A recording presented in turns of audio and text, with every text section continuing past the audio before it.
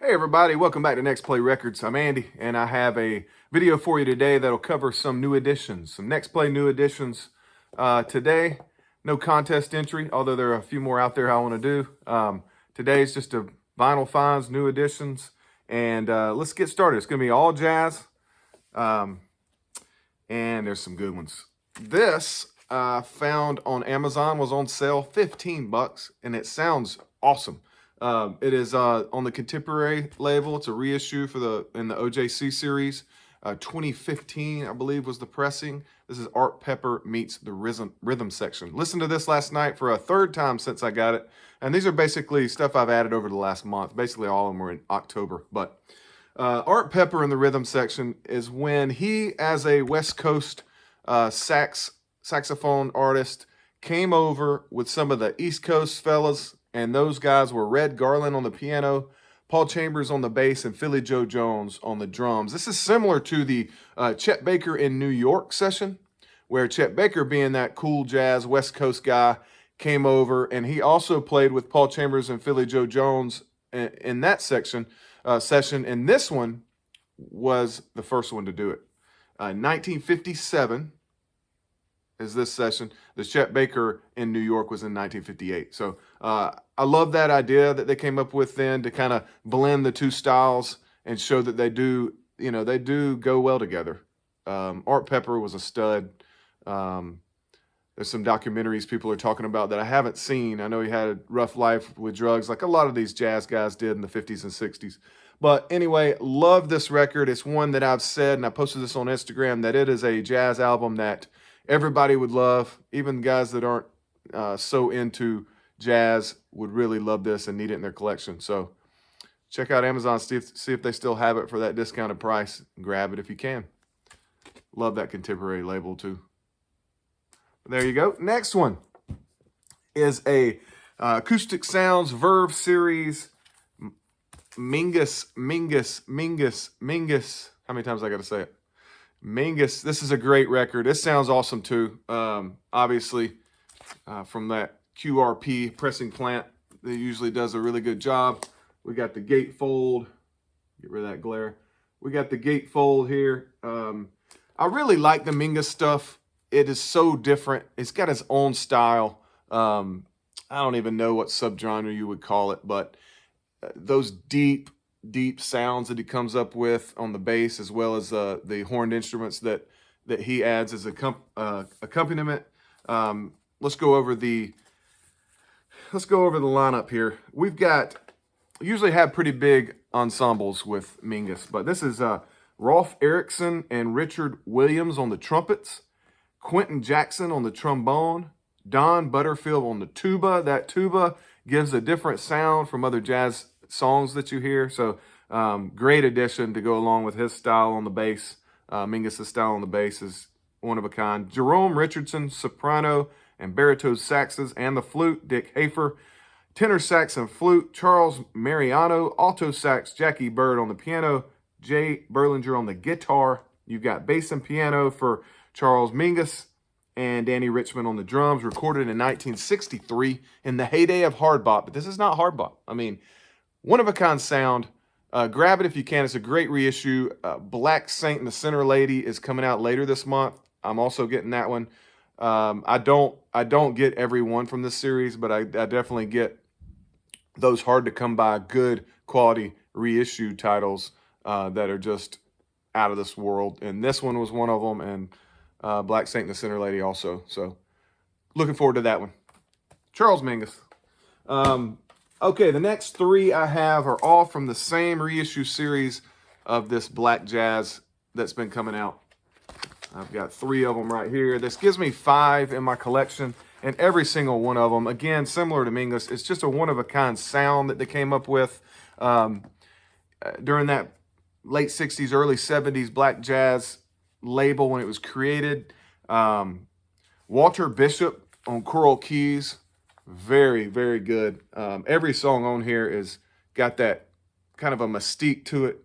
Walter Bishop on the piano, Idris Muhammad on the drums, Reggie Johnson on the bass, Harold Vick, who is a tremendous saxophone player and flute player.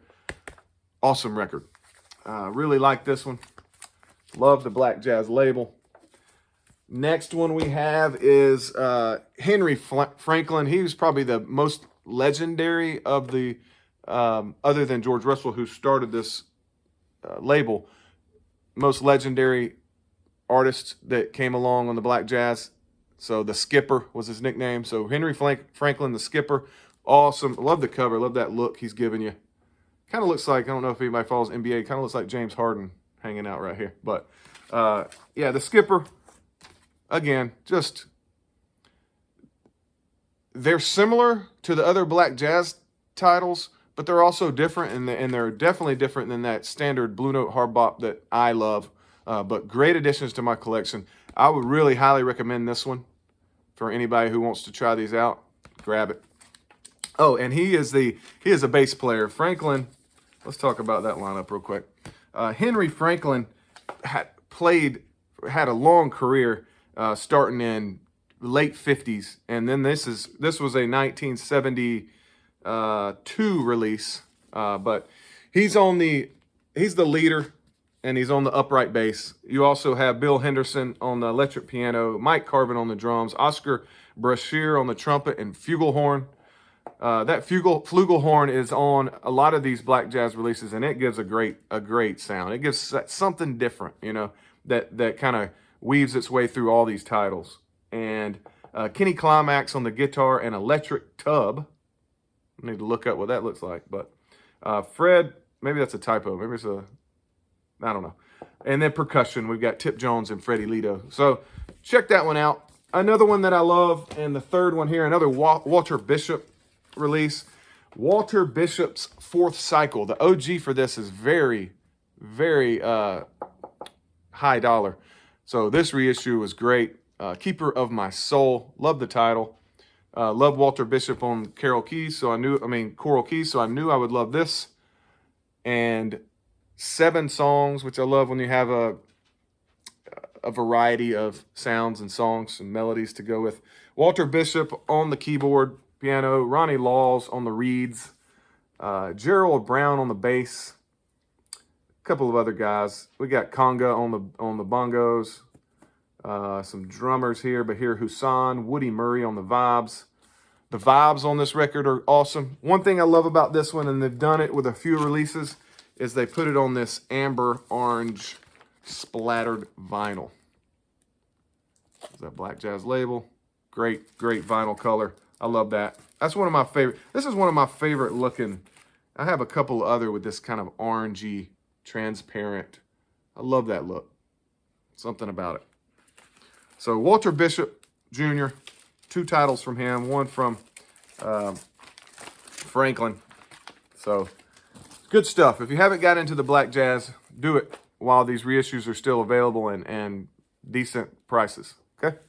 So now, 1964, on this date in 1964, this is one of my additions from October, but this record here, Larry Young, Into Something. Larry Young, awesome organ player, did a good job of, in the mid-60s, he was more of your standard organ, but he started branching out into that post-bop and that avant-garde sound later in the decade and into the 70s. But Into Something, Larry Young, Sam Rivers on the sax, Grant Green on the guitar, Elvin Jones on the drums. I love this record. But this was recorded on this day in 1964. So pretty cool that I'm doing this new editions video on to celebrate the release of this. So great record. Blue Note 84, 187. And this is a 80th release from 2020. So happy to add some Larry Young. I still need Unity, and I still need, what's that other one that I don't have yet? There's one other one, but Unity is definitely next on my list for Larry Young releases. But grab that one if you can. So happy to find this one. I passed up when I was buying some Music Matters while they were still in stock on their website a couple of years ago, early last year. I passed up on this Grant Green title, Solid.